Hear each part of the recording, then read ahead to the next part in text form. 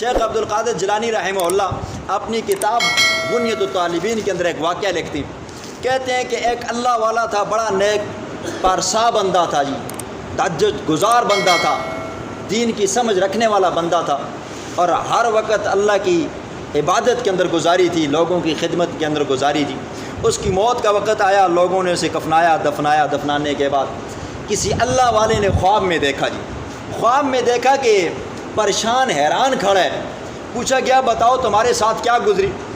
آپ تو بڑے اللہ والے تھے، آپ نے ہر وقت دین کی خدمت میں گزاری ہے، اللہ کی عبادت میں گزاری ہے، لوگوں کی خدمت میں گزاری ہے، آپ کے ساتھ تو معاملہ اچھا ہوا ہوگا۔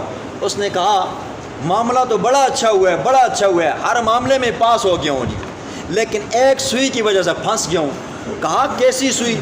کہا کہ میرا کپڑا پھٹا ہوا تھا، میں نے اپنے پڑوسی سے سوئی مانگی تھی۔ سوئی کا کیا وزن ہے جی، کیا بوجھ ہے، سوئی کی کیا قیمت ہے، اور میں نے اس سے سوئی مانگی تھی اور وہ سوئی میں واپس نہ کر سکا اور میری موت ہو گئی۔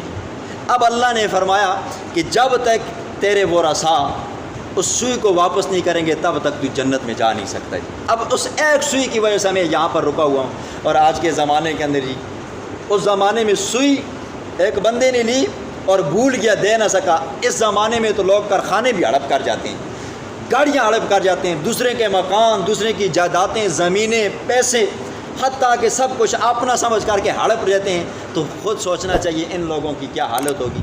ایک سوئی کی وجہ سے بندہ جنت اور جہنم کے درمیان میں پھنس گیا۔